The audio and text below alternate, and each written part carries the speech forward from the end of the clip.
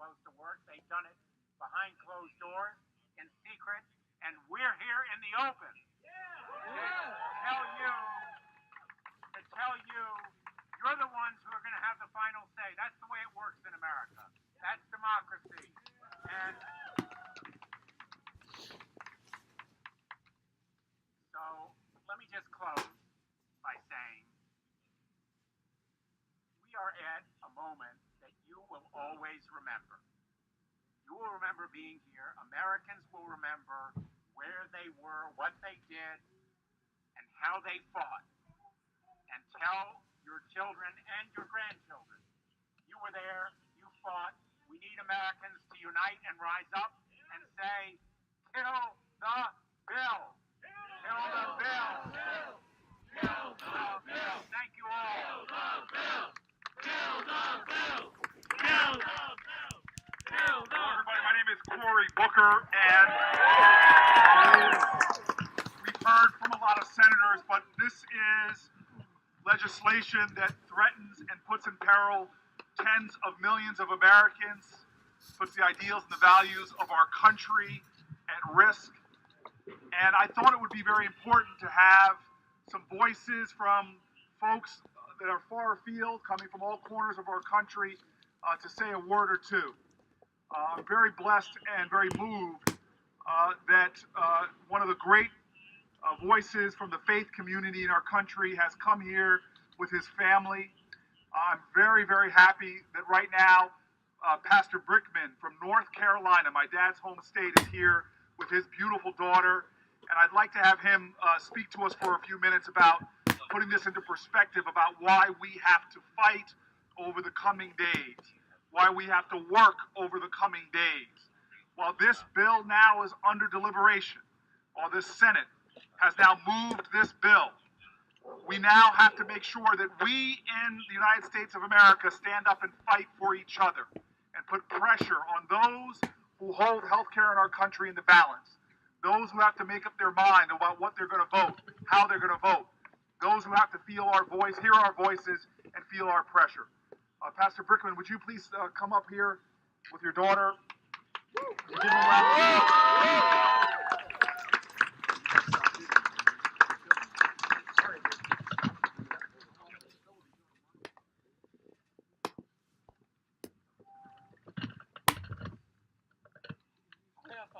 Rockingham on July the 7th. Headed up here to, I was walking up here.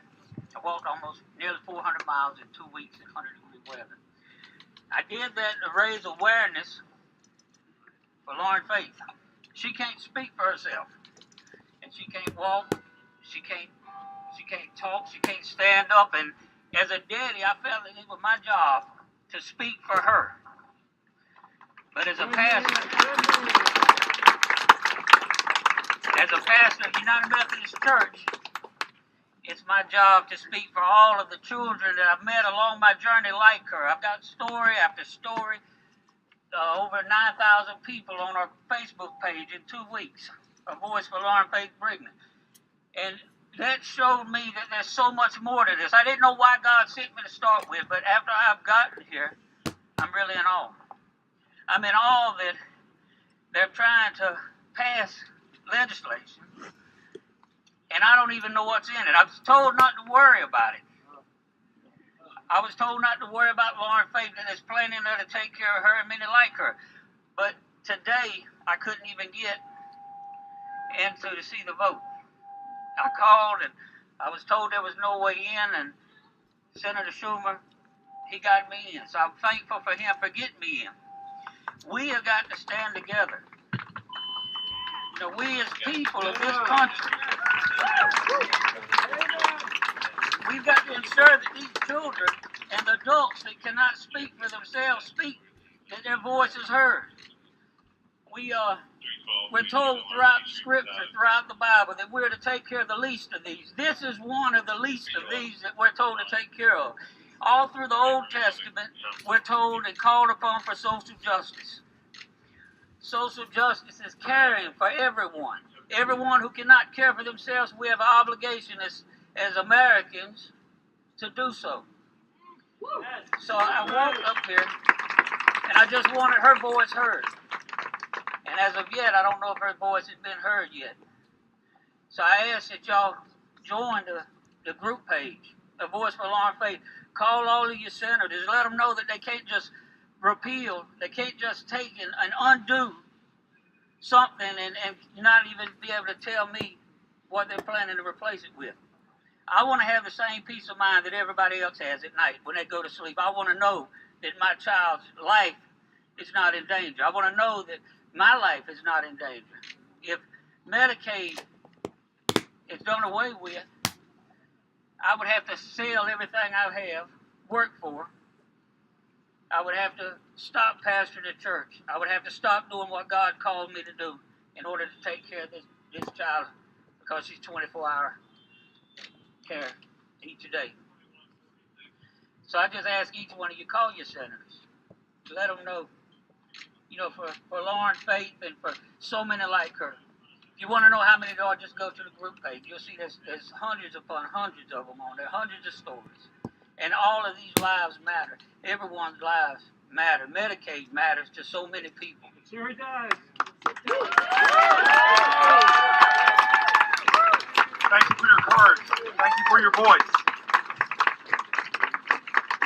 So I'm going to ask, I want to hear another voice. There's an amazing mother here, Miss Elaine Hung, if she would come over here to the center.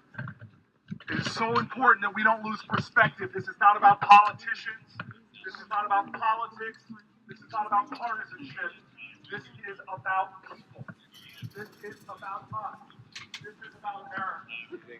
I'm very happy to have her here. About her daughter, Senator Murphy. Thank you very much.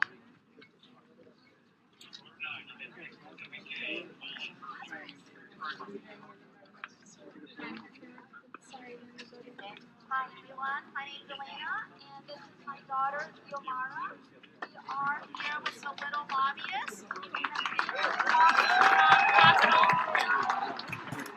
What's up, how you doing?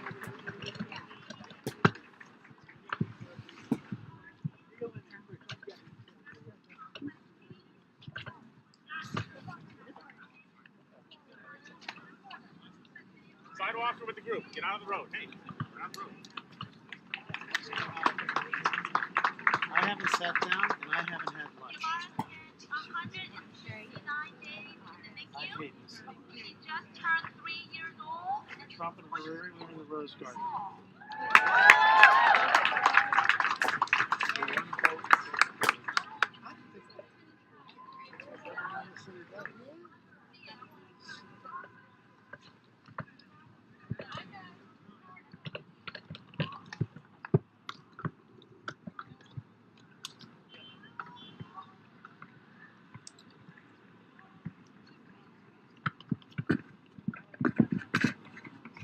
You don't play anything. I've been on TV before. I've been on TV a couple times actually. A lot of photo bombing.